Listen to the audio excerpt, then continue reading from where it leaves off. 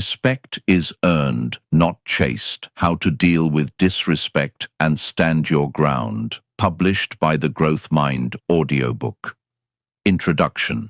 Someone says something disrespectful to you, and you laugh. Not because it was funny. You laugh because you do not want the room to become uncomfortable. You tell yourself it was probably a joke. Maybe you were being too sensitive. Maybe it is better to let it go. Then you get home and think about it again. You replay the sentence. You imagine what you should have said. You wonder why you stayed quiet when, inside, you knew something was wrong. Most people have experienced some version of this. Disrespect is not always dramatic. Sometimes it is a friend who repeatedly cancels because they assume you will understand. A co-worker who interrupts you whenever you speak. A relative who makes personal comments and then tells you that you cannot take a joke. Someone who only respects your boundary after you become angry enough to enforce it. And sometimes the hardest part is admitting that you have participated in the pattern. Not because you caused someone else's behavior, but because you kept making room for it. Maybe you wanted to keep the peace. Maybe you were afraid of losing the relationship. Maybe you thought being patient meant tolerating almost anything. Or maybe you simply never learned how to say calmly and clearly, "That does not work for me." This audiobook is not going to tell you that every difficult person is toxic or that walking away is always the answer. Real life is more complicated than that. People misunderstand each other. Good people make mistakes. We sometimes lose our temper. We sometimes hurt others without realizing it. And sometimes, if we are honest, we are the ones who need to apologize. Standing your ground is not about becoming harder. It is about becoming clearer. You will learn how to recognize patterns without becoming suspicious of everyone. Respond without surrendering your composure. Establish boundaries without turning them into threats. And leave situations when repeated disrespect makes staying more expensive than leaving. I will not abandon myself just to keep someone else comfortable. Chapter 1. Identify disrespect before you start accepting it. Disrespect is not always loud. Sometimes it arrives quietly, disguised as a joke, a habit, a careless comment, or a pattern you have become too familiar with to question. That is what makes it difficult to recognize.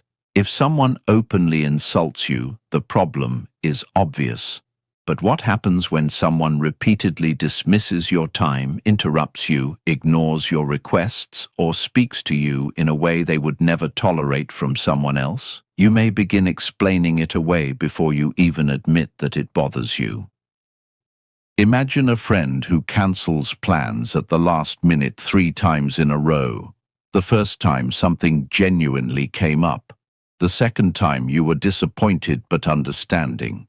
By the third time you notice something uncomfortable, you are always expected to adjust, while they rarely do. The issue is no longer one cancelled evening. The issue is the pattern of whose time is being treated as valuable. That distinction matters. Not every unpleasant interaction is disrespect. Someone can disagree with you without disrespecting you. A person can forget something without intentionally devaluing you. A co-worker can challenge your idea without attacking your character. If you label every disagreement as disrespect, you will eventually become defensive about ordinary human behavior. Real maturity requires a more careful question. What exactly happened, and is this becoming a pattern? Patterns tell you more than isolated moments. Look at repetition. Does this person keep interrupting you after you have asked them to stop? Do they repeatedly make jokes at your expense and then accuse you of being too sensitive? Do they expect immediate access to your time while becoming unavailable when you need something? Do they apologize only after consequences appear, then repeat the same behavior a week later? One incident can be a mistake. Repeated behavior reveals a choice, a habit, or at minimum, a failure to take your concerns seriously. There is another form of disrespect that deserves attention, the kind you teach yourself to tolerate. You may notice that something bothers you, but instead of addressing it, you tell yourself that speaking up would create unnecessary drama, so you swallow the irritation. Then you do it again. Eventually, the behavior becomes normal, not because it was acceptable, but because you became accustomed to it. Familiarity can make almost anything feel ordinary. Think about a door in your home that never closes properly. At first, you notice it every time you walk through. Eventually, you learn to push it harder. You stop thinking about it. The broken mechanism has not repaired itself. You have simply adjusted your behavior around the problem. Relationships can work the same way. You adapt, you lower expectations, you become careful about what you say. You stop asking for certain things because you already know how the other person will respond. And one day, you realize that maintaining the relationship requires you to occupy less and less space inside it. This is why awareness comes before boundaries. You cannot establish a healthy limit around something you have not clearly identified. Start observing without immediately judging. Notice how people behave when they are disappointed with you. Notice how they respond when you say no. Notice whether they can accept correction. Notice whether an apology produces different behavior or simply resets the cycle. Pay attention to whether respect disappears when someone believes they have power over you. But observe yourself too. Ask where you routinely say yes while meaning no. Notice where you laugh when you are actually uncomfortable. Notice which behaviors you excuse because you are afraid of losing someone. These observations are not invitations to become suspicious or resentful. They are invitations to become honest. Respect begins with accurate perception. Before you demand better treatment from anyone, learn to recognize the difference between a misunderstanding, a mistake, a disagreement, and a genuine pattern of disregard. Once you can see that difference clearly, you no longer have to react to every uncomfortable moment. You can respond to what is actually happening. And that is the first step towards standing your ground, not becoming louder, but becoming harder to fool. Chapter 2. Master your emotions before you answer. The moment someone disrespects you, something happens before you have time to think. Your body reacts, your jaw tightens, your voice changes, your heart beats faster. A sentence you would normally ignore suddenly feels impossible to leave unanswered. You want to correct the person, defend yourself, or make sure they understand that they crossed a line. That reaction is human, but it is not always useful. One of the biggest mistakes people make when trying to stand their ground is believing that strength means responding immediately. They think a fast response proves confidence. Sometimes it does the opposite. When another person's behavior can instantly control your emotional state, they have already taken control of the interaction. Imagine someone making a disrespectful comment during a meeting. You feel the heat rise in your face. You interrupt them, raise your voice, and fire back with something sharper. For a few seconds, you feel relieved. You defended yourself. But later, you realize the conversation moved away from their behavior and toward your reaction. Now, everyone is discussing how angry you became. The original problem has disappeared behind the explosion. This is what makes emotional control so valuable. It does not mean becoming passive. It means refusing to hand another person the steering wheel.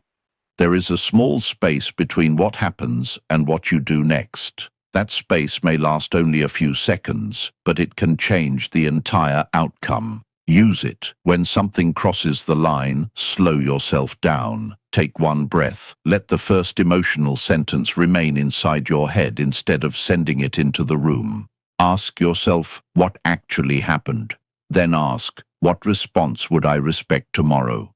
That second question is powerful because anger usually thinks about the next 30 seconds. Self-respect thinks about the next 30 days. You may still decide to confront the person. You may still say, that was disrespectful, or I am not comfortable being spoken to that way. The difference is that your words are chosen rather than discharged. There is also a difference between emotional control and emotional suppression. Suppression says, I am not allowed to be angry. Control says, I am angry and I am responsible for what I do with that anger.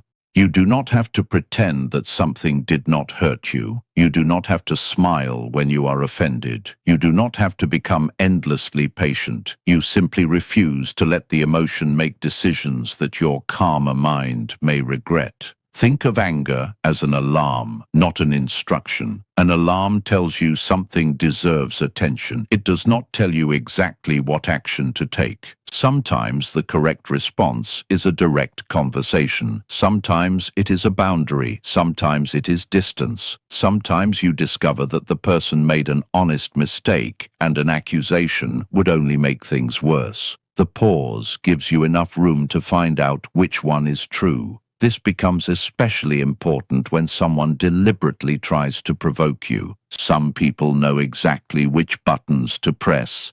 If they discover that a certain comment makes you lose control, they may use it again. Your predictability becomes their advantage.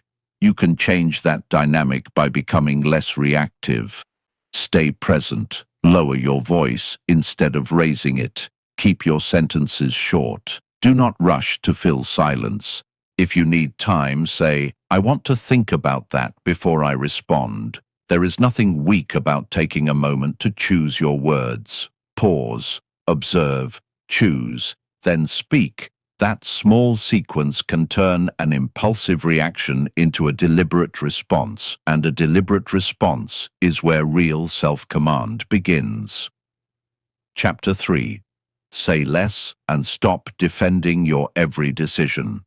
There is a particular kind of exhaustion that comes from constantly trying to make other people understand you. You explain why you said no. You explain why you changed your mind. You explain why you cannot stay late, why you do not want to attend, why you chose a different path, or why something someone said bothered you. And sometimes, even after giving a perfectly reasonable explanation, you keep talking because you can sense that the other person is still not satisfied. This is where explanation can quietly turn into permission. There is nothing wrong with explaining yourself when an explanation is useful. Healthy relationships require communication. If you make a mistake, you should be willing to explain it. If someone genuinely wants to understand your decision, answer them.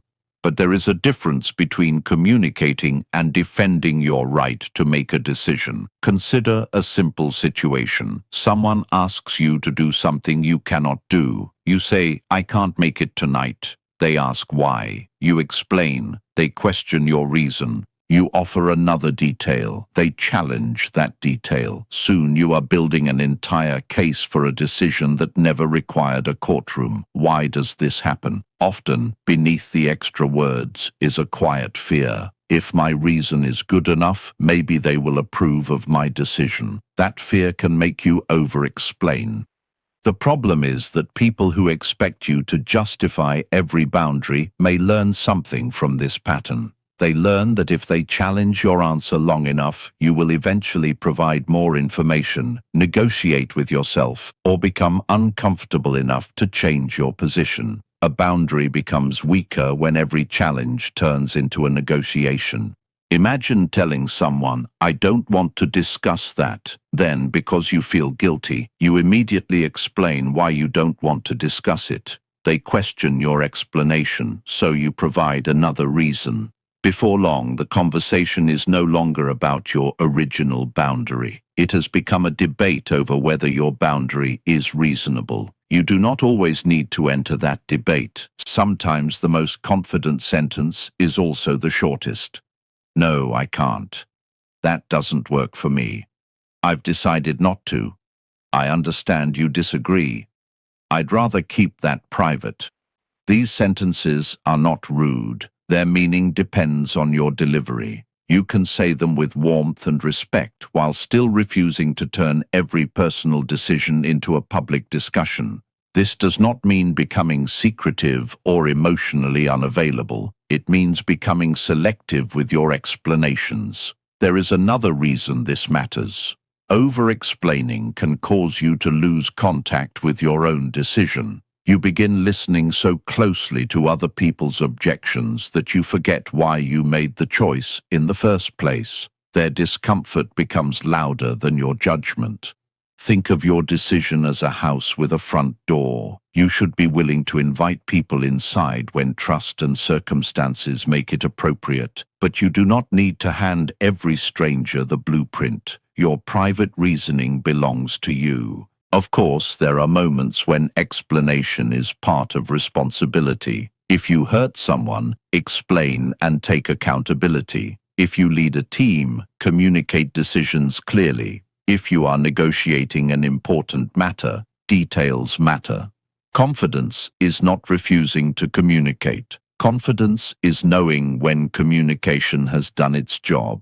Once you have answered honestly, notice what happens inside you when the other person remains unhappy. That discomfort is worth studying. You may discover that you are not actually afraid of their question. You are afraid of their disapproval, and that is a different problem. You cannot build a stable life if every decision has to survive a popularity vote. People are allowed to disagree with you. They are allowed to misunderstand you. They are allowed to dislike a boundary that protects you. None of those reactions automatically mean your decision is wrong. You can remain respectful without becoming endlessly available for persuasion.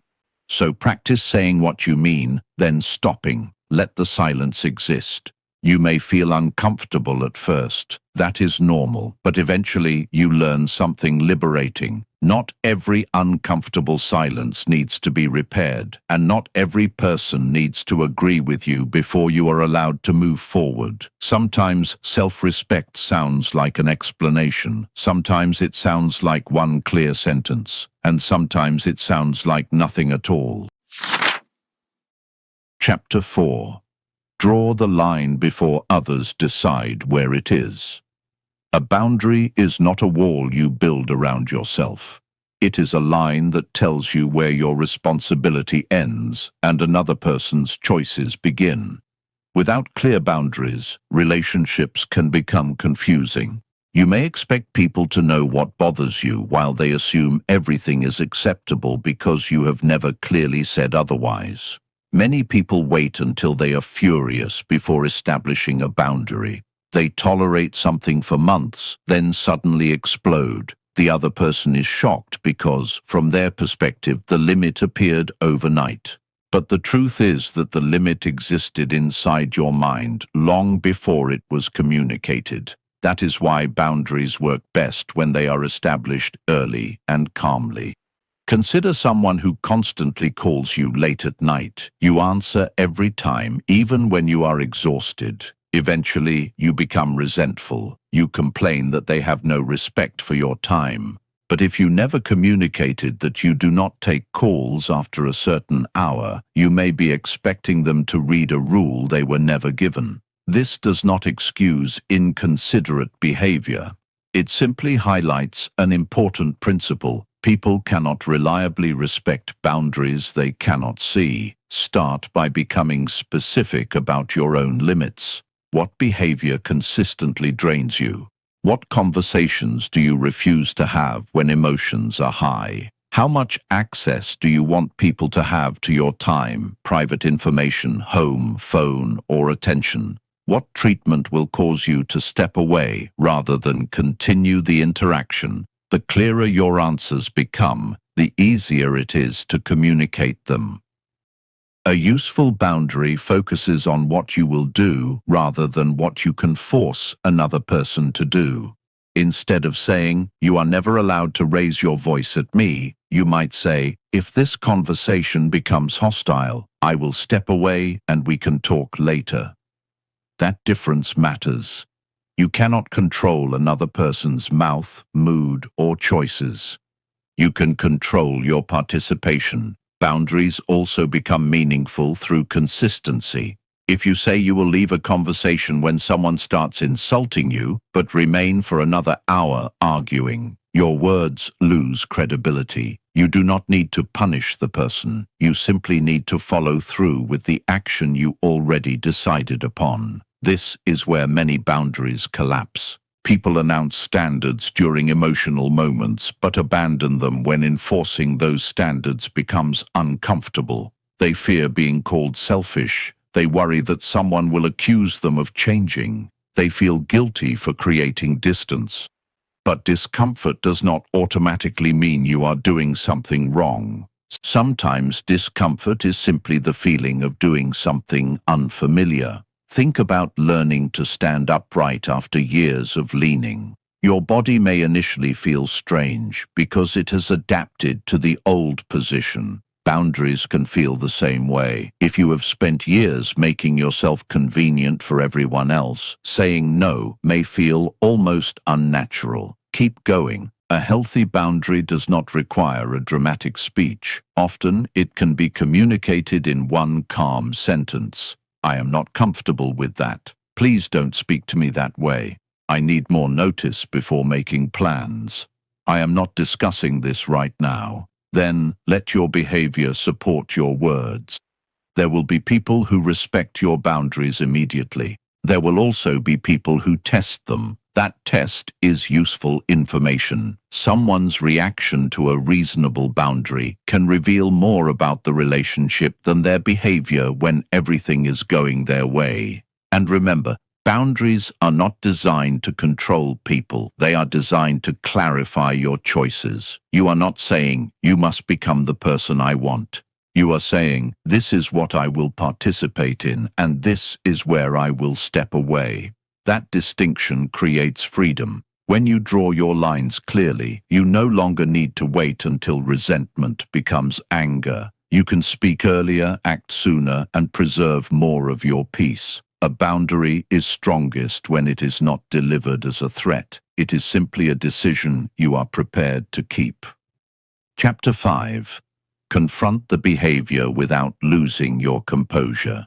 There comes a point when staying silent is no longer patience, it is avoidance. You have noticed the pattern, you understand what bothers you, and you have decided where your boundary lies. Now comes the uncomfortable part, saying something. Most people imagine confrontation as a dramatic event, raised voices, accusations, someone storms away. But healthy confrontation can be remarkably ordinary. Sometimes it is simply one person calmly telling another, that is not okay with me. The goal is not to make the other person feel small. The goal is to make the situation clear. Imagine a co-worker repeatedly interrupting you during meetings. The first few times, you let it pass. Then you begin speaking faster because you are afraid you will lose your turn. Eventually, you leave meetings frustrated, wondering why nobody seems to take you seriously.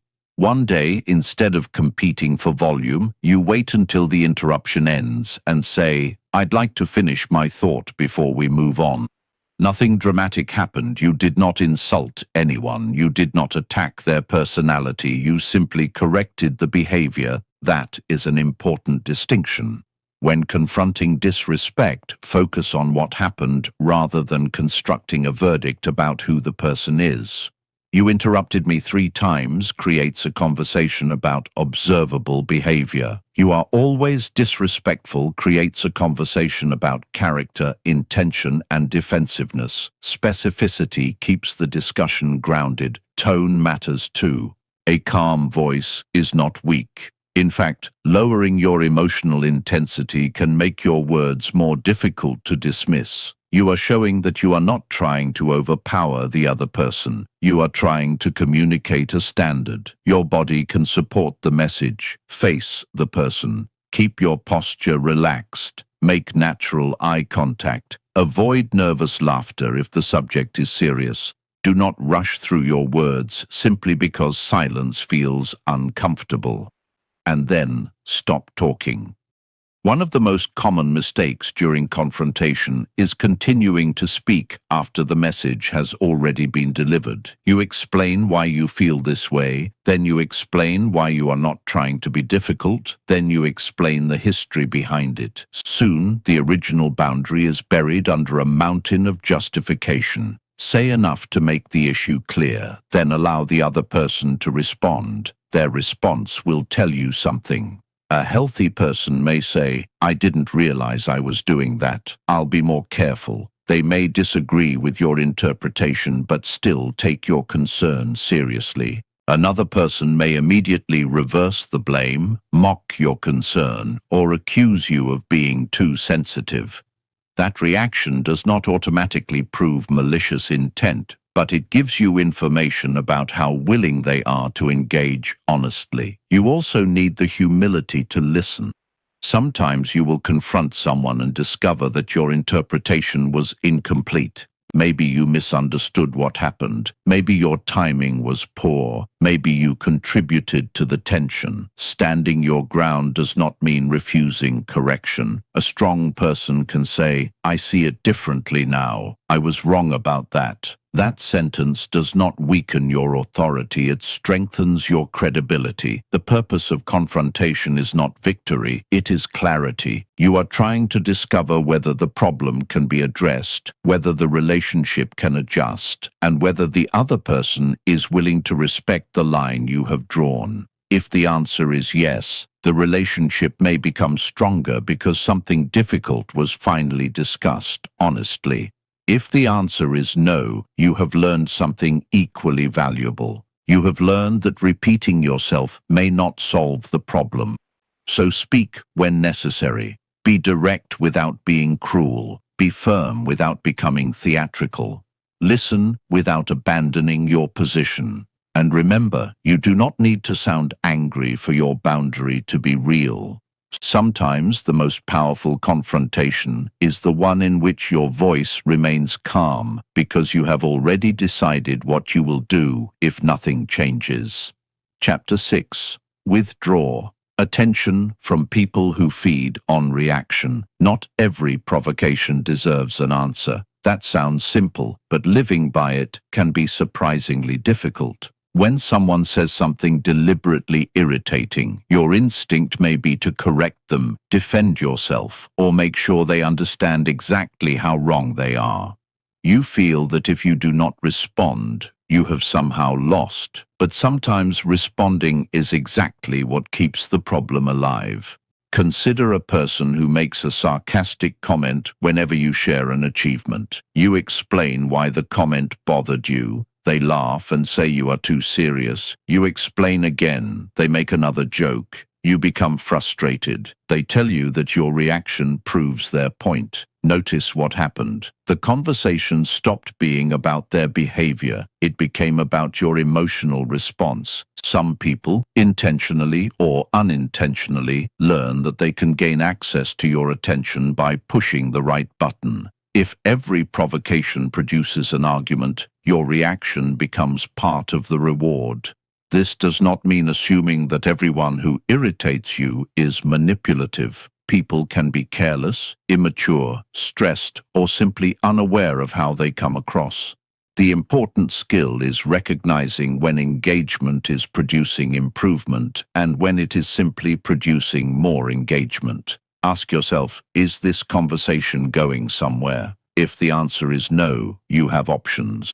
You can change the subject, you can end the conversation, you can say, "I'm not going to argue about this." You can leave the room.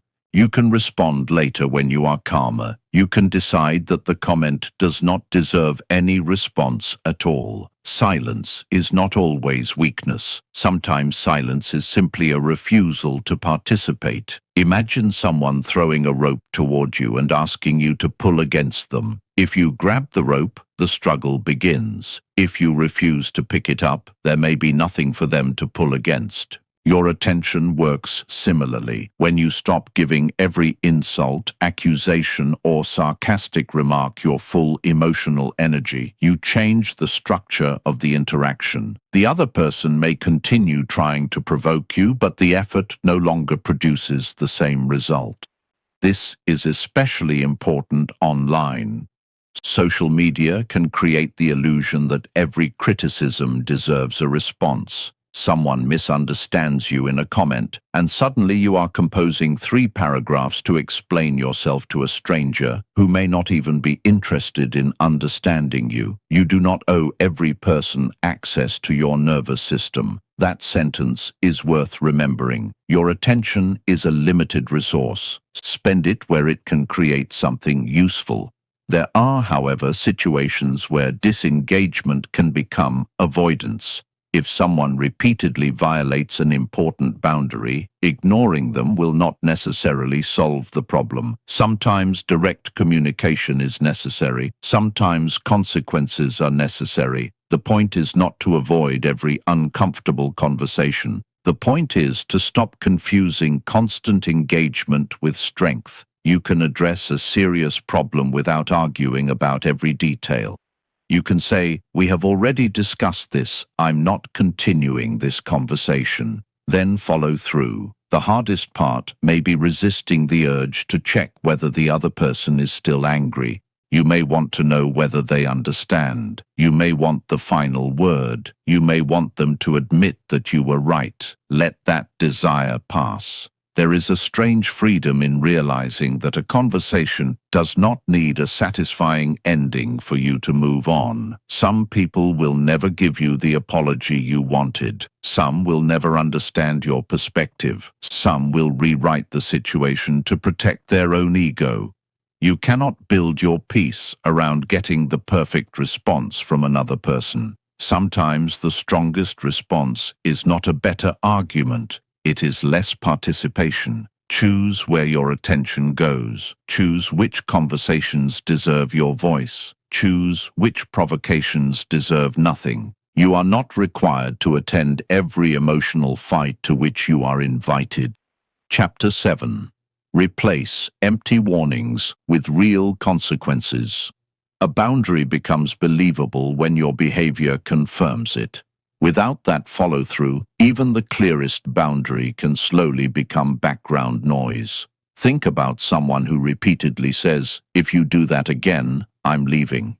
The behavior happens again, but they stay. Then they repeat the warning. The other person may eventually stop hearing the words because experience has taught them something different. Nothing actually changes. This is not about becoming threatening. It is about becoming consistent. A consequence is simply what you choose to do when a boundary is crossed. It is not revenge. It is not punishment. It is the natural result of your decision to stop participating in something that does not work for you. Suppose you tell a friend, "If you cancel at the last minute again, I'll stop making plans that require me to rearrange my schedule." They cancel again.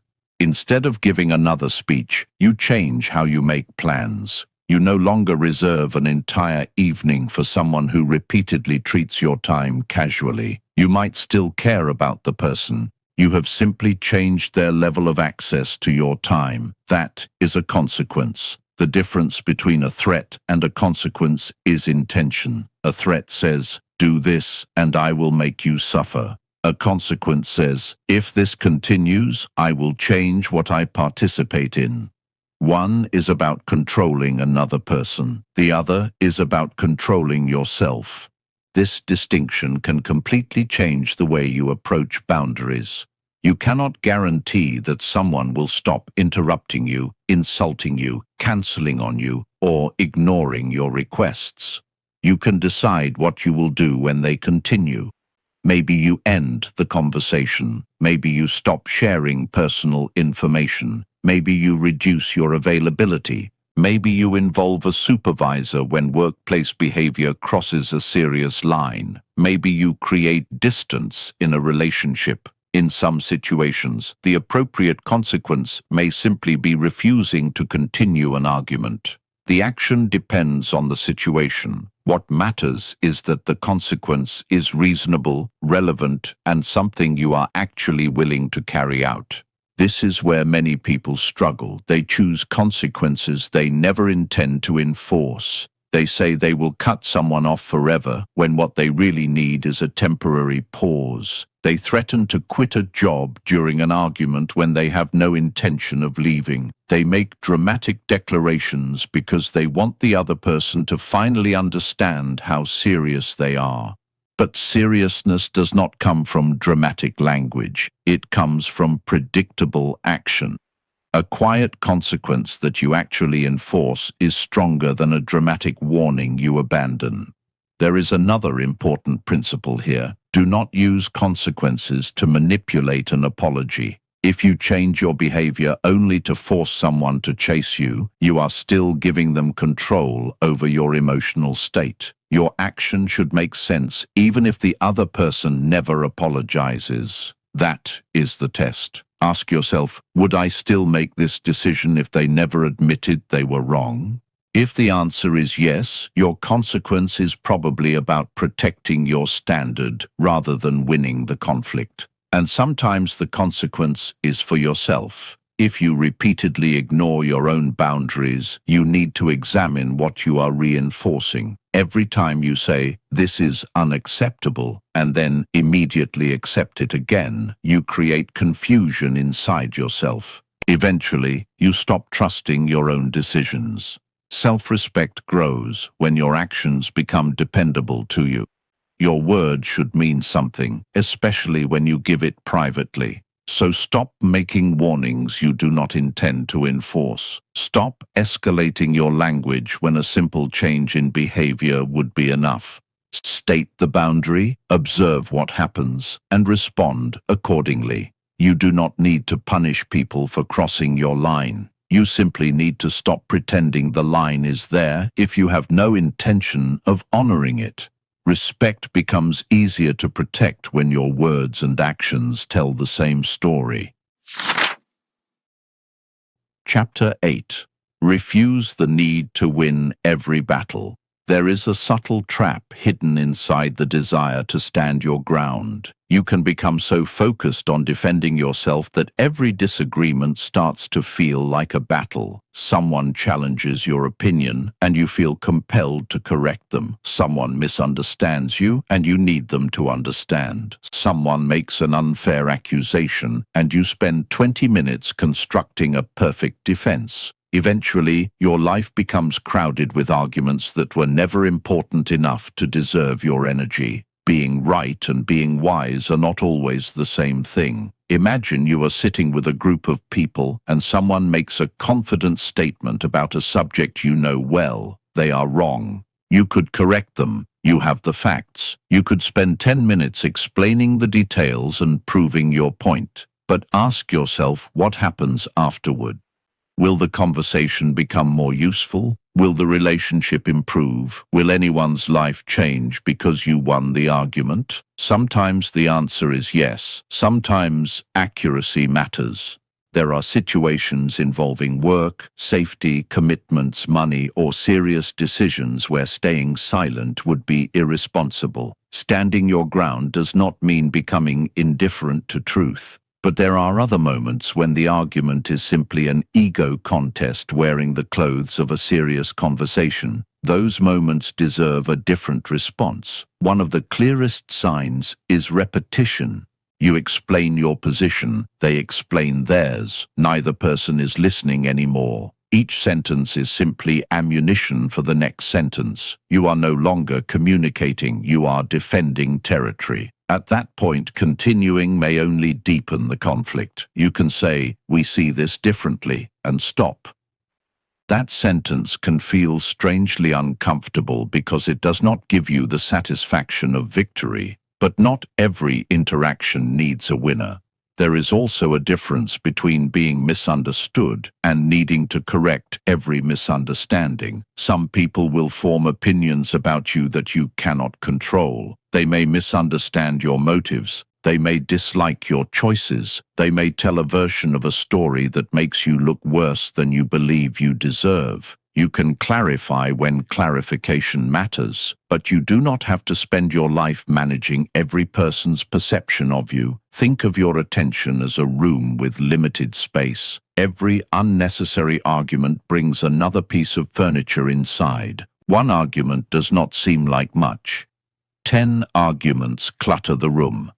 Eventually, you have little space left for the things that actually matter. Your goals require attention. Your relationships require attention. Your health, work, creativity, family, and personal growth all require attention. Protect it. This does not mean becoming passive. Sometimes walking away from an argument is the stronger decision precisely because you know you could continue. You are choosing the outcome over the temporary satisfaction of having the final word. Ask yourself 3 questions before entering a prolonged disagreement. Is this important? Is this person genuinely willing to listen? And will continuing this conversation produce something useful? If the answer to all 3 is no, leaving may be the most rational choice. There is another benefit to this approach. When you stop arguing about everything, your words begin to carry more weight. People notice when you do not react to every provocation. They learn that when you speak seriously, there is usually a reason. Your silence becomes selective rather than fearful. And when you do speak, you can speak with greater precision. You can disagree without insulting. You can correct without humiliating. You can defend yourself without performing anger. You can walk away without secretly rehearsing the conversation for the next 6 hours. That is a different kind of strength.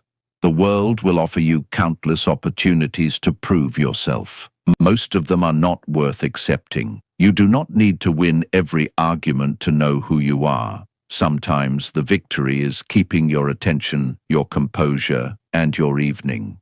Chapter 9. Build an inner standard that approval cannot control.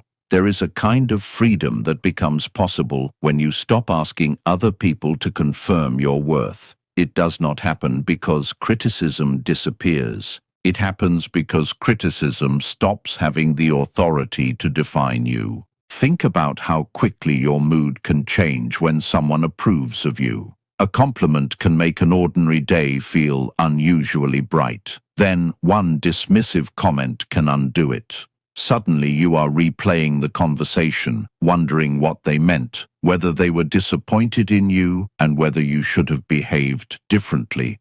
If your confidence rises and falls entirely according to other people's reactions, you are living by an unstable measurement.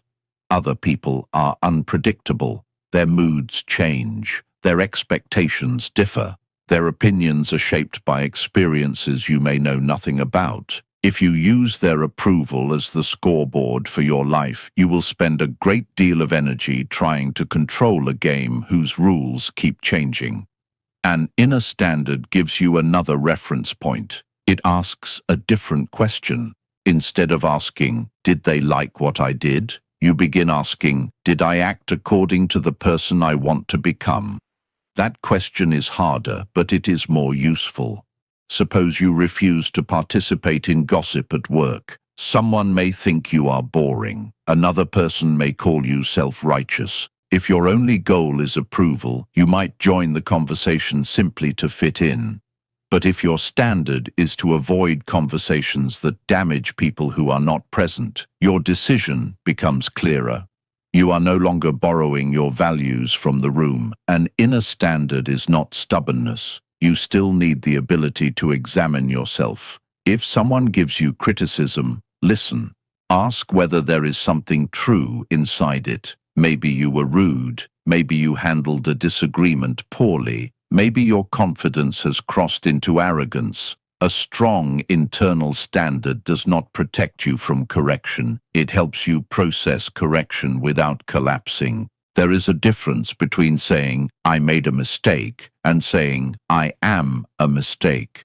The first is accountability. The second is an identity sentence that can trap you. Build your confidence around behaviors you can control. Keep promises to yourself. Finish what you say you will finish. Tell the truth when lying would be easier. Admit mistakes without creating excuses. Do difficult things without needing an audience. Treat people well, even when there is nothing to gain. These actions create evidence. Over time, you begin trusting yourself because you have repeatedly watched yourself behave according to your own principles. That trust is more durable than praise. It also changes the way you respond to disrespect. When someone criticizes you, you no longer have to immediately prove them wrong. You can examine the criticism. If it is accurate, learn from it. If it is unfair, release it. If it is deliberately cruel, you can set a boundary without needing the person to agree with your decision. You have an internal place to stand. This matters because people who desperately need approval are easier to pressure. They can be persuaded through guilt, exclusion, ridicule, or the threat of rejection. If someone knows you will abandon your values to remain accepted, they do not need to control you directly. Your fear of disapproval will do the work for them. You do not need to become indifferent to people. You need to stop making everyone else's opinion your authority. Ask yourself tonight, what qualities do I want to be known for, even if nobody applauds them? Patience, reliability, courage, honesty, discipline, fairness. Choose a few, then build them through behavior. Your reputation with yourself is created in private. And when that reputation becomes strong enough, you no longer have to chase respect from every room you enter. You carry your own standard with you. Chapter 10. Guard your time, energy, and access. You can tell a lot about how much you value yourself by what you repeatedly make available to other people. Your calendar reveals it. Your phone reveals it. The hours you spend listening to unnecessary drama reveal it. Even the people who can interrupt your work whenever they feel like it reveal something about the boundaries surrounding your attention. Your time is not just something you have, it is something you spend. And once an hour is gone, you cannot negotiate for it back. Many people understand this intellectually but struggle to act accordingly. They say they are too busy, yet remain available for conversations they do not want. They complain about being exhausted, yet repeatedly volunteer for obligations they could decline. They feel overwhelmed by other people's problems while postponing the responsibilities that actually belong to them. Sometimes the issue is not a lack of time, it is a lack of protection around time. Imagine having a bank account that automatically transferred money to anyone who asked. A coworker needs some, a friend needs some, a stranger sends a request. You keep giving because each individual amount seems small. Eventually, you check the balance and wonder where everything went. Attention works in much the same way. A few minutes here, an hour there, another late-night conversation, another unnecessary argument, another interruption during important work. None of these moments seems catastrophic, but repeated often enough, they can consume the resources your own life requires. This is why protecting your time is not selfish. It is a form of responsibility. That does not mean becoming unavailable or treating every request as an inconvenience. Relationships require generosity. Friends sometimes need help. Family sometimes needs flexibility. Good colleagues occasionally need support. The goal is not to build a fortress around your schedule. The goal is to stop confusing generosity with permanent availability. You are allowed to say, I can't talk right now. You are allowed to return a message later. You are allowed to decline an invitation without inventing an elaborate excuse. You are allowed to spend an evening doing nothing productive because rest is also part of a healthy life. Access should have context. Someone may have access to your professional time but not your private life. Someone may be a close friend but not someone you call when you need advice about everything. Someone may deserve kindness without deserving unlimited access to your attention. This becomes especially important with people who repeatedly create chaos. If every conversation leaves you anxious, distracted, angry, or exhausted, pay attention to the pattern. You do not necessarily need to label the person as bad. You simply need to recognize the effect of continued access. Your life is shaped partly by what you repeatedly allow into it. Protecting your attention also means becoming comfortable with delayed responses. Not every message deserves an immediate answer. Not every notification deserves interruption. Not every problem that reaches your phone belongs to you. Before saying yes, pause. Ask, if I agree to this, what am I saying no to? That question changes the way you see commitments. Saying yes to another person's request may mean saying no to sleep, focused work, family time, exercise, or a goal you promised yourself you would pursue. Your attention has a cost, even when nobody sends you a bill. And there is another form of protection. Do not give intimate information to people who have repeatedly demonstrated that they cannot handle it responsibly. Trust should grow through evidence, not pressure. You do not need to become suspicious. Become observant. Let people earn deeper access through consistency. The strongest boundary is not always a locked door. Sometimes it is simply a door that opens selectively. Guard your time. Guard your attention. Guard your energy. Not because other people are the enemy, but because your life deserves enough of your own attention to actually become the life you want. Chapter 11. Stay kind without becoming easy to exploit. After being disrespected enough times, it is tempting to swing to the opposite extreme. You become guarded, you stop trusting people, you assume every request has a hidden motive and every disagreement is a challenge to your authority. You tell yourself that being harder is the only way to avoid being hurt again. But self-respect does not require you to become cold. There is a difference between becoming stronger and becoming closed. Imagine someone who has been burned by a few unhealthy relationships. Eventually, they decide that the safest approach is to need nobody. They stop asking for help. They keep emotional distance from everyone. They mistake isolation for independence. At first, this may feel powerful. Nothing can disappoint you if nobody gets close enough to matter. But protection has a price when it becomes permanent. The goal is not to make yourself unreachable. The goal is to become selective. Kindness is not weakness. Generosity is not submission. Compassion does not require you to tolerate behavior that damages you. You can care about someone while refusing their behavior. You can understand why a person is struggling without allowing their struggle to become an excuse for mistreating you. This distinction is essential. Consider a friend who is going through a difficult period and becomes unusually impatient. You may choose to give them some room. That is compassion. But if the behavior continues for months and every attempt to discuss it is dismissed, continuing to absorb the damage is no longer simply compassion. It may be the abandonment of your own needs. Context matters. So does repetition. One bad day should not necessarily become a permanent judgment of someone's character, but one bad day should also not become a permanent excuse for a pattern that never changes. Healthy relationships contain room for mistakes because healthy people can acknowledge mistakes. That is one of the clearest differences between weakness and strength. Weakness says, I must tolerate everything to prove that I am a good person. Strength says, I can be understanding without surrendering my standards.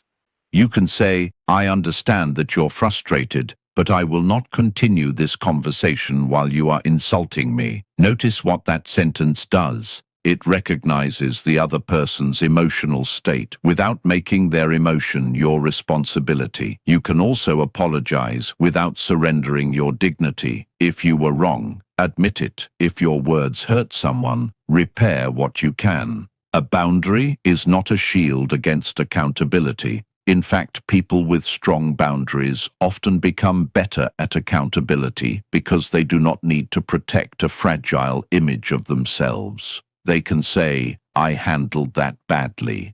They can say, you were right. They can say, I'm sorry. Those sentences are not signs of weakness. They are signs that your ego does not need to win every interaction. There is another trap worth avoiding, using boundaries as a reason to become selfish. I protect my peace can become an excuse for avoiding responsibility, refusing compromise, or leaving whenever something becomes inconvenient. Real maturity includes the ability to tolerate reasonable discomfort. A relationship cannot survive if every inconvenience is treated as disrespect. Sometimes someone will disagree with you. Sometimes they will need more from you than usual. Sometimes you will need to compromise. Sometimes you will be the person who needs patience. The question is not, how can I avoid ever feeling uncomfortable?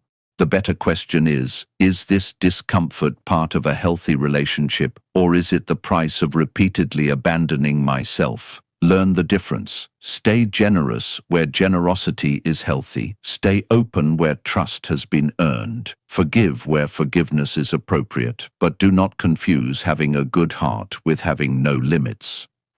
You do not need to harden yourself to become difficult to mistreat. You need to become clear enough that kindness comes from choice rather than fear. The strongest person in the room is not necessarily the one who needs nobody. Sometimes it is the person who can remain warm without becoming available for exploitation. Chapter 12. Walk away when repeated disrespect becomes the pattern. There is a point in some relationships when another conversation will not create a different result. You have explained what hurts you. You have communicated the boundary. You have given the person an opportunity to adjust. Perhaps they apologized. Perhaps they promised to change. But eventually, you notice that the same behavior keeps returning. At that point, the question changes. It is no longer, how can I make them understand? It becomes, what am I willing to keep participating in? Walking away is often misunderstood. Some people see it as weakness because they believe strong people should stay and fight. Others use it as an impulsive escape from anything uncomfortable. Neither view is complete. Leaving can be avoidance, but it can also be wisdom. The difference is whether you are running from temporary discomfort or responding to a persistent pattern that has already been addressed. Imagine a friend who repeatedly humiliates you in front of other people. The first time, you are surprised. Later, you explain that the jokes are hurtful. They apologize and promise to stop. For a while, things improve. Then it happens again. You bring it up again.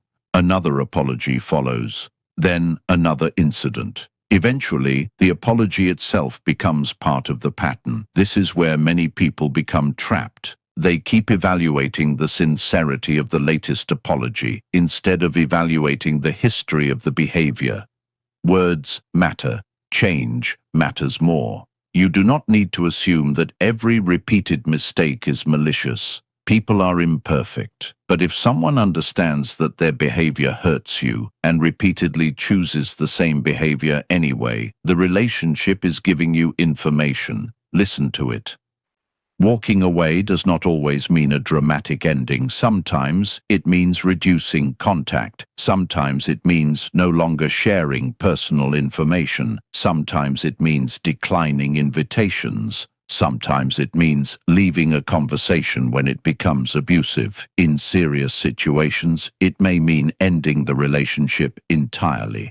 The form of distance depends on the circumstances. What matters is that you stop using hope as a substitute for evidence. Hope says, maybe they will eventually become different. Evidence asks, what have they consistently shown me? That question can be painful because it forces you to separate the person you wish someone would become from the person they repeatedly choose to be.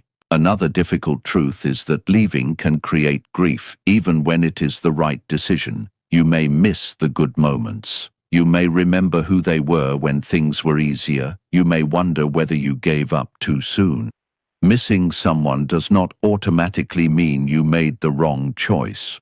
You can miss a person and still know that the relationship was unhealthy for you. You can love someone and still decide that access to your life must change. You can forgive someone without giving them the same position they once held. This is where emotional maturity becomes essential. Do not leave simply to make someone chase you. Do not create distance as a test to see whether they care. If you walk away, let the decision be about your well-being rather than their reaction. You may never receive the apology you deserved. You may never get a satisfying explanation. You may never see the person admit what they did. Closure is sometimes something you create by accepting that the pattern itself was the answer. There is courage in staying for a relationship that can be repaired. There is also courage in leaving one that cannot.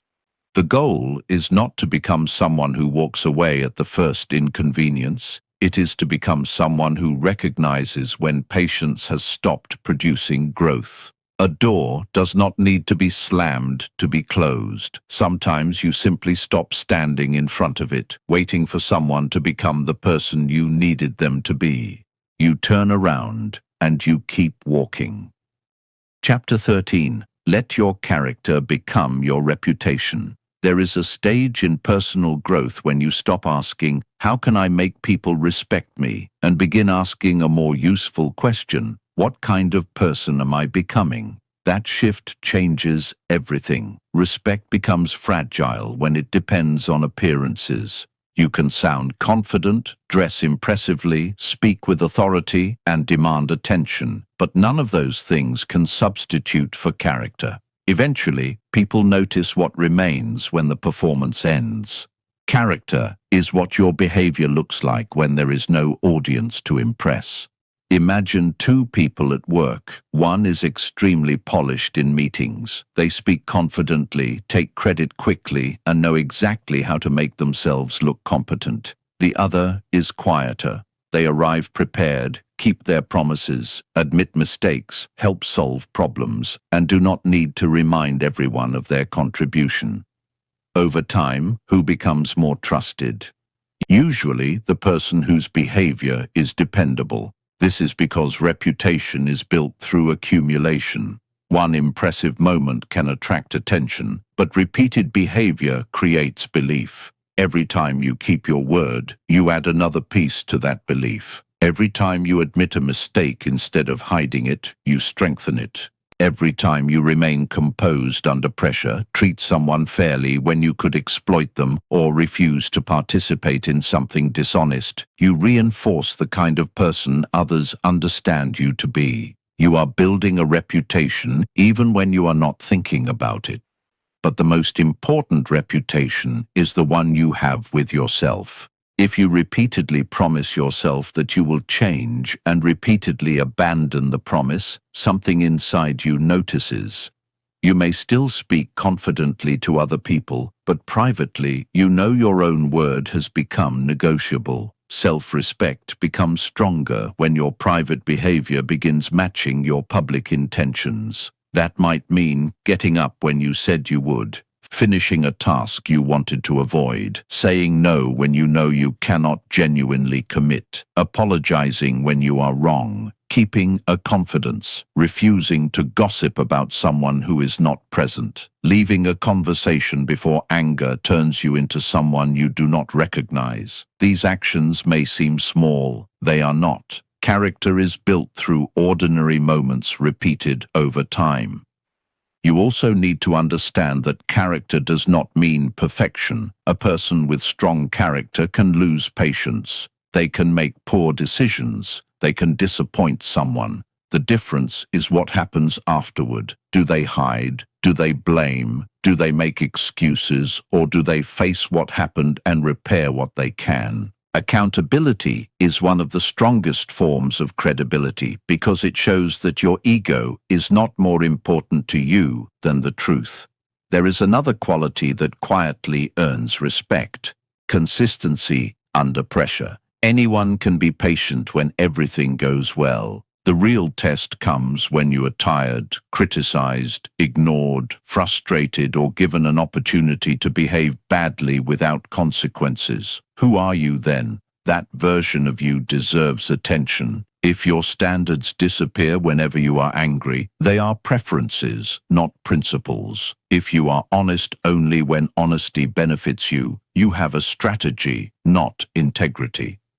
Your character becomes powerful when your principles survive inconvenient circumstances, and this is where respect becomes something you no longer need to chase. You stop trying to create an image of strength and start building evidence of it. You become reliable, you become accountable, you become difficult to manipulate because your values are not constantly changing according to the room you are standing in. People may still dislike you, they may disagree with you, they may misunderstand you, but you know who you are, and that knowledge gives your boundaries weight. The strongest reputation is not the one that makes everyone admire you. It is the one that makes your own conscience trust you. Chapter 14. Respect yourself so deeply that you stop chasing recognition. At the beginning of this journey, the questions seem to be about other people. How do you respond when someone disrespects you? How do you set a boundary? How do you make someone understand that they have gone too far? But after everything we have explored, the deeper question is different. What happens when you no longer need another person to confirm your worth? That is where the real transformation begins. Many people spend years trying to manage how they are perceived. They want to be liked, included, admired, understood, or taken seriously. There is nothing wrong with wanting healthy relationships or being appreciated. The problem begins when approval becomes necessary for emotional stability. When someone ignores you, your confidence falls. When someone criticizes you, you question yourself. When someone withdraws affection, you become desperate to repair the connection, even if you were treated poorly. At that point, you are not simply seeking respect. You are outsourcing your sense of worth. The solution is not to stop caring about people. It is to build something inside yourself that does not collapse whenever someone else becomes disappointed with you. Start with your own word. If you tell yourself you will do something, make an honest effort to do it. If you make a mistake, admit it. If you know something is wrong for you, stop pretending it is acceptable simply because someone else wants it. Every time you act according to your values, you send yourself a message. I can trust me. That trust changes the way you move through the world. You become less desperate to explain yourself, less tempted to chase people who withdraw, less willing to accept disrespect simply because you fear being alone. You can hear criticism without immediately believing it. You can receive praise without becoming dependent on it. You begin to understand that another person's opinion is information, not a verdict.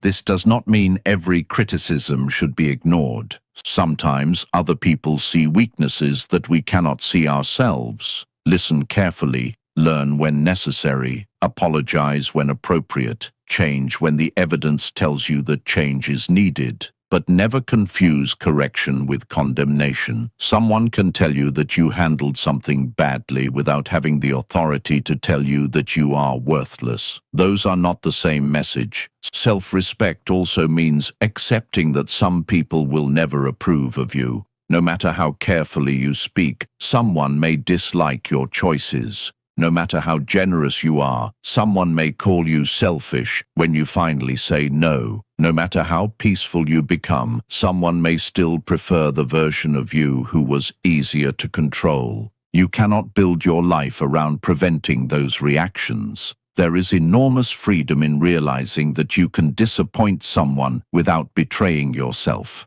That sentence deserves to be remembered. You are allowed to disappoint people. You are allowed to change. You are allowed to outgrow relationships. You are allowed to protect your time. You are allowed to say no. You are allowed to leave conversations that repeatedly diminish you, and you are allowed to remain kind while doing all of it. The final stage of self-respect is not becoming untouchable. It is becoming internally anchored. When your worth is no longer determined by applause, rejection loses some of its power. When your standards are clear, pressure becomes easier to recognize. When you trust your own judgment, you do not need every person in the room to agree with you. You stop chasing recognition because you have something better, alignment. Your words match your actions, your boundaries match your values, your relationships reflect what you are willing to participate in, your private choices support the person you claim to be. At that point, respect is no longer a performance.